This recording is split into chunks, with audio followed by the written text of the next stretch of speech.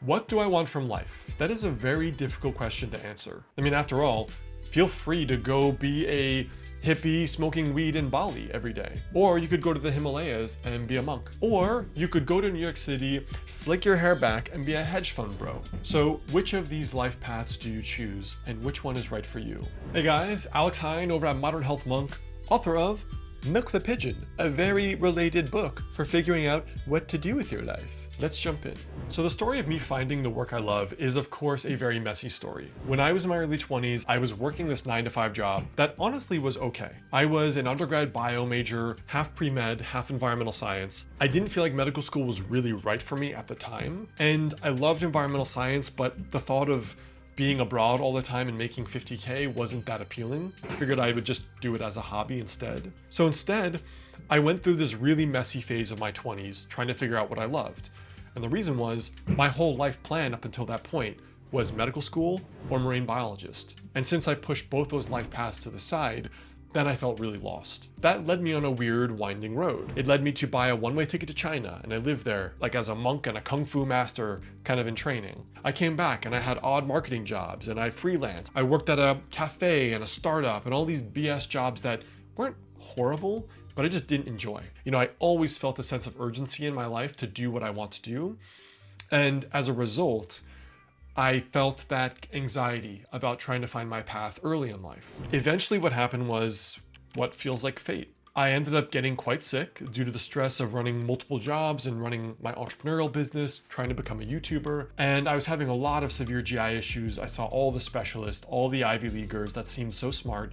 No one could help me. And I was in a cafe one day working on my channel here. And then this barista said to me, you know, I don't know if this guy can help you, but I developed autoimmune hepatitis as a rare reaction to a medication for my autoimmune disease. And while this guy didn't cure me, he helped me more than any doctor I had seen so far had helped me. So I saw this guy, and this very simple 900-year-old herbal formula he gave me fixed my GI symptoms. I was just blown away. As life goes in these weird, unexpected paths, I became a doctor of acupuncture and traditional Chinese medicine myself. If you don't know, I have a second channel on this, and I have a private clinic in Los Angeles talking about this stuff. One thing I've learned is that you have to trust the winding paths. One of the first chapters in Milk the Pigeon I'd highly recommend reading. It's called There Is No Map. There is no map because there is no map for your life.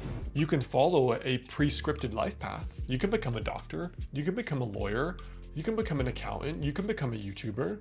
There is a path for that that's repeatable. You don't have to be creative. But all of us are different in terms of what we want. So where do you go? What direction should you actually take if there is no map?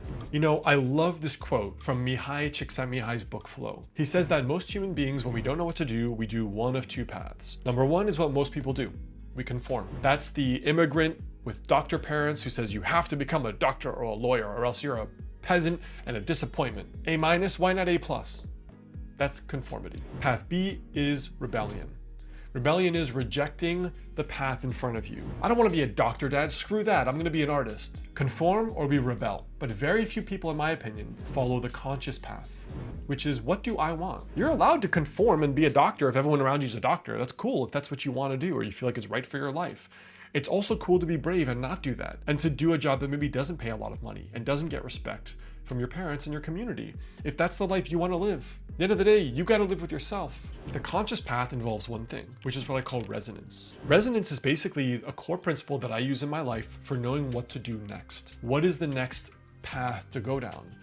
Resonance is the way you do that. Now, what resonance feels like, think about like a date where you're like, oh my God, I'm so into this girl, I'm so into this guy, versus a date where no matter what things look like, you don't feel that. What emotionally or internally do you feel? Elevated energy, goosebumps, turned on, like elevated emotions, right? These are signs from your subconscious of resonance, excitement. I view it as like falling in love.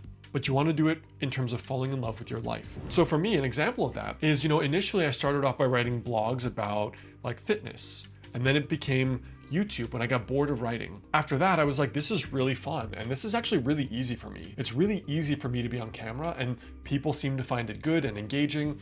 And so as a result, I just kept doing it because it was resonant. And then when I felt like, man, I need my like core philosophy in one area. So I wrote Master of the Day. As things go on, you evolve and evolve and evolve and evolve, bigger, bigger, bigger, bigger resonant projects and events, and your life gets bigger and bigger, bigger every year. Most importantly, your life feels good to you every year. Now, one of the hardest parts of creating your ideal life is that horrible feeling of feeling lost. Like, what do I do, Alex? What path do I go down? What is the next right thing for me? Well, I've put together a free chapter of Milk the Pigeon.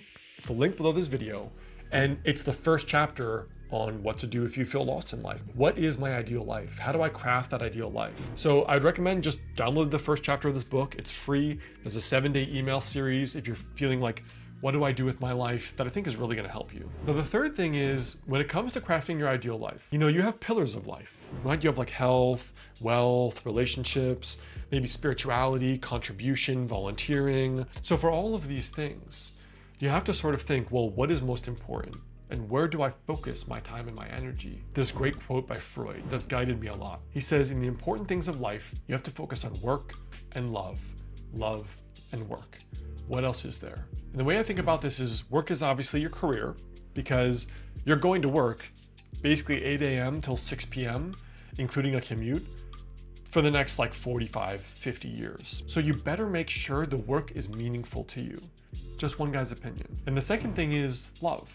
Love I translate as people, your community, your friends, your family, your significant other, and then your own family, biological family that you create. Those factors are, even from research, are the most predictive of happiness and even longevity, which is pretty crazy. Work and love and work. If you focus on those two things, those will help you craft and understand your ideal life. You have to think, what does my work life look like? If you want to do seasonal work, maybe you decide, I want to spend 3 months a year in the summer in Thailand. Guess what? I had that thought too. That's why I became an entrepreneur. You want it to be your work designs your dream life, and not that your life revolves around your work. So think carefully about what kind of work life you want to live for the life you want to live. Now, one final thought here about like, how do you craft your ideal life? Life is about continual evolution. Like, one thing I want to hone in on really and harp on is 10 years ago, I didn't know I wanted to write 2 books. 10 years ago, I didn't watch YouTube. I still don't watch YouTube. 10 years ago, I didn't know I wanted to be an entrepreneur. 10 years ago, I didn't know any of this would happen. I didn't know I was going to get a doctorate in acupuncture and Chinese medicine and have an integrative clinic in Los Angeles. I don't know any of that, because life is a continual evolution. You go through spurts of passion, and then you sort of flatline. And then what's the next passion? And then flatline. So it's like this staggered kind of growth. Maybe you go backwards because you got a divorce, or you developed health issues like I did. But then you pick yourself up and you follow the resonance radar again. What's my next big thing that excites me? You don't have to have it all figured out. Maybe you work hard to get into that Ivy League school and you realize being a doctor sucks. It's not for you. There's no amount of money or respect that will make you want that life. That's fine. This is your life, right? You have to look at yourself in the mirror at the end of the day. If your parents don't respect you because you want to be an author and a YouTuber, well, you decide if the ego death is worth it for you to be happy. End of the day, life is about continual evolution. I had no vision of a lot of these things. It was just the next intuitive step. And everything was going to work out if you trust that and you try to design your dream life and don't just leave it to chance. So I don't know. What do you guys think? Tell me down there below. Let me know, what does your dream life look like? What do you feel like is the barrier to your dream life? There is a sequential process, I believe, someone can take to live their dream life. I actually shot a video on the 5 steps to design your dream life that goes great with this video, and it's right up here.